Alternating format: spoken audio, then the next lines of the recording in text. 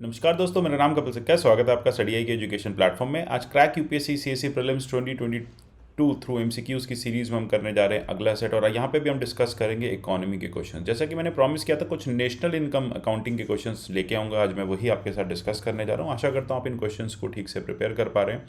इसके पीडीएफ्स आपको मैं टेलीग्राम चैनल से मिल पा रहे होंगे, और साथ ही साथ जैसा कि मैंने आपको पहले भी बताया, इस कोर्स में मैं आपको लगभग 1100 क्वेश्चंस कवर कराऊंगा। कंप्लीट स्टैटिक और करंट यहाँ पे कराया जाएगा। तो स्टैटिक और करंट को देखने के लिए आप इस सीरीज़ को देखते रहिए। आप वीडियो को लाइक कीजिए, अपने फ्रेंड्स के साथ भी इसको शेयर कीजिए। बाकी जो सोर्सेज हैं, हिंदू इंडियन एक्सप्रेस योजना जैसी चीज़ें यहाँ पे आ रही हैं। साथ ही साथ कुरुक्षेत्रा भी मैं यहाँ पे डिस्कस करूँगा। मतलब ये जितने भी करंट सोर्सेज हैं वो सारे आपके साथ डिस्कस किए जाएंगे। आपको क्या करना है, आपको इसके पीडीएफ्स डाउनलोड करते रहना है, इस चैनल को ज्वाइन करके रखना है, यहाँ से आपको अपडेट्स मिल जाएंगी। और @कपिल सिक्का ट्विटर हैंडल पर आप मुझे फॉलो कर सकते हैं।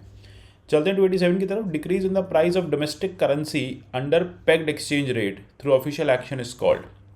ठीक है, किसी भी करेंसी को जब पेग्ड एक्सचेंज रेट, पेग्ड आपको पता ही होगा, एक फिक्स में चलता है, एक प्राइस बैंड में चलता है।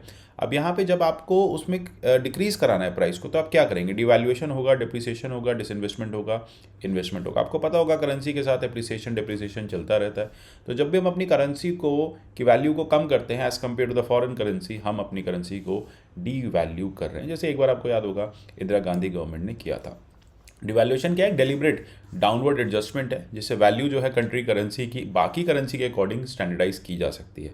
ये एक मॉनेटरी टूल है जहाँ से आपको एक्सपोर्ट्स को बढ़ावा मिलेगा, जहाँ से आप एक कॉम्पिटिटिव मार्केट में खड़े हो पाएंगे। तो ये बेसिकली इसलिए किया जाता है। चाइना आए दिन करता रहता है। कुछ ऐसी कंट्रीज़ हैं जो एक्सपोर्ट ओरिएंटेड बन चुकी हैं, वियतनाम जैसी कंट्रीज़ हैं, वो इसको यूज़ करती रहती हैं। इंडिया ने फ्री फ्लोटिंग रेट को रखा हुआ है। चलते हैं 288 की तरफ। Regressive results dash results in low income individual paying higher percentage of their income taxes than high income individuals. ऐसा क्या यहाँ पर है जिसकी वजह से टैक्सेशन पॉलिसी में काफ़ी ज़्यादा रिग्रेसिवनेस आती है? कौन सा है? Tax structure. तो यानी अगर आपका टैक्स स्ट्रक्चर रिग्रेसिव होगा, मतलब लेटस से आप ये कहते हैं कि हर कोई देश में 30% टैक्स देगा। जो रिच है, अब उसकी सैलरी लेटर से 1 करोड़ है तो वो 30 लाख टैक्स देगा। कोई पुअर आदमी है, ठीक है, वो उसकी सैलरी लेटर से 1 लाख है तो वो 30,000 टैक्स देगा। तो देखा जाए तो इसके पास तो फिर भी, रिच के पास तो फिर भी लिक्विडिटी बचेगी, पुअर के पास या लो अर्निंग ग्रुप्स के पास लिक्विडिटी नहीं बचेगी। तो यहाँ पे आएगा tax structure. Next is purchase of goods and services by domestic country to the rest of the world is called. Goods and services जब दूसरी कंट्रीज खरीदती हैं हमसे तो क्या कहते हैं? वो करती हैं इम्पोर्ट्स। ठीक है, याद रखिएगा, गुड्स एंड सर्विसेज को ही एक्सपोर्ट इम्पोर्ट के टर्म में हम कहते हैं। अगर वो कोई और कंट्री खरीद रही है तो वो कहेगी कि हम इम्पोर्ट कर रहे हैं और हम कहेंगे कि हम एक्सपोर्ट कर रहे हैं। सिंपल फंडा है। Then those variables which are defined at the point of time is called. ऐसे कौन से वेरिएबल्स हैं जो पॉइंट ऑफ टाइम में डिफाइन किए जाते हैं? यानी जैसे लेटर से इक्विटी बेस्ड होते हैं ये, तो मैं आपको एक बहुत सिंपल सा यहाँ पे इसका एग्जांपल दे दूँ। स्टॉक्स। स्टॉक्स क्या होते हैं? टाइम बाउंड होते हैं। एक टाइम या फिर एक सिक्योरिटी को सिग्निफाई करते हैं, ओनरशिप को सिग्निफाई करते हैं, कॉर्पोरेशन के एसेट्स एंड अर्निंग्स को सिग्निफाई करते हैं। तो अकॉर्डिंगली जैसे जैसे जो अर्निंग्स वगैरह होती हैं वैसे वैसे इनका प्राइसेस भी फ्लक्चुएट होते रहते हैं। चलते 291 की तरफ। विच of the following is not a method of national income accounting. इसमें से कौन सा नेशनल इनकम अकाउंटिंग का मेथड नहीं है? Product method, investment method, expenditure method, income method. आपको याद होगा 3 मेथड्स होते हैं नेशनल इनकम अकाउंटिंग के। उसमें इन्वेस्टमेंट मेथड जो है वो नहीं देखा जाता। जब भी आप नेशनल इनकम को अकाउंट करते हैं या फिर कैलकुलेट करते हैं तो सबसे पहले तो आप प्रोडक्शन मेथड देखते हैं, जहाँ पे आप ये देखते हैं कि क्या नेशन का आउटपुट है। इनकम मेथड देखते हैं कि क्या यहाँ पे इनकम है, ठीक है, कितना डेप्रिसिएशन हो रहा है, फाइनली क्या इनकम जनरेट हो रही है। और फिर एक होता है एक्सपेंडिचर। जीडीपी इन्हीं तरह से कैलकुलेट की जाती है, जहाँ पे आप ये देखते हैं कि क्या क्या एक्सपेंडिचर्स किए गए हैं नेशनल आउटपुट को बनाने के लिए, परचेज करने के लिए। अब अल्टीमेटली जब हम बात करेंगे इन्वेस्टमेंट मेथड ऐसा कोई मेथड नहीं होता जो नेशनल इनकम अकाउंटिंग में यूज़ किया जाए। चलते हैं 292 की तरफ। Consider the following statements. Production taxes और production subsidies are independent of volume of actual product.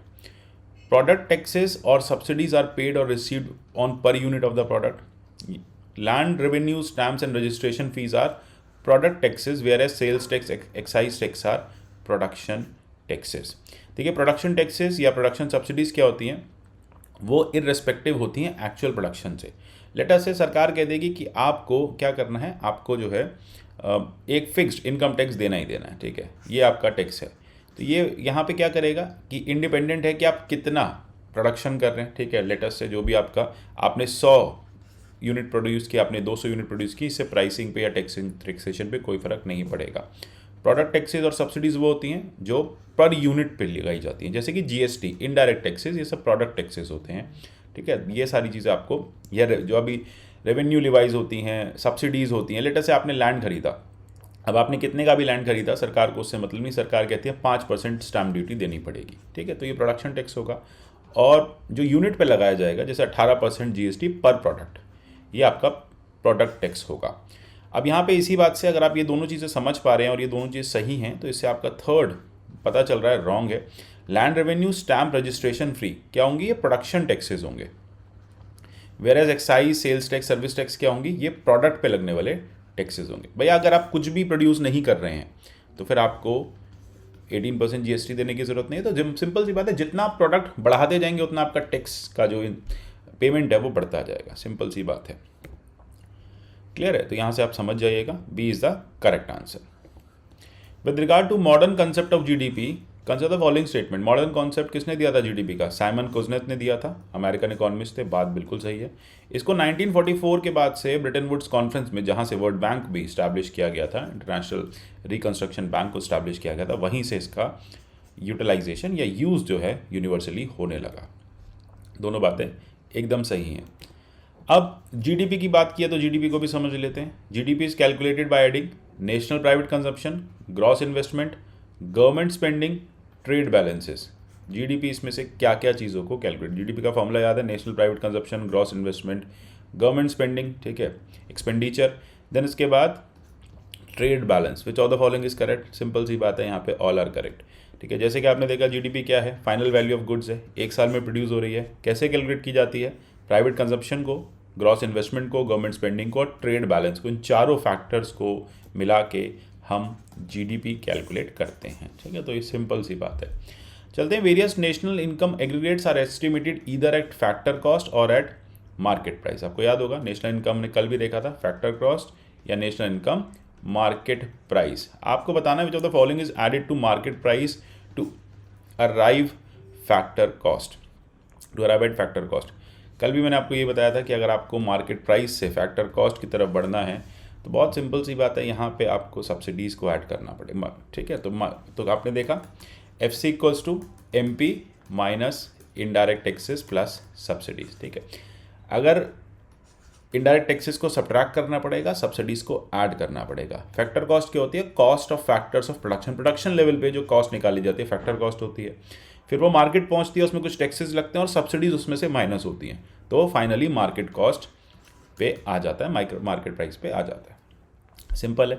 तो इस तरह के क्वेश्चन देखने बहुत सिंपल हैं, बहुत इजी हैं। एक बार आप इनको दोबारा से जब पढ़ेंगे, पीडीएफ्स के थ्रू पढ़ेंगे, तो चीज़ें आपके लिए आसान हो जाएंगी। तो इसमें आपको बहुत ज़्यादा टेंशन लेने की ज़रूरत नहीं है। सो क्लियर है?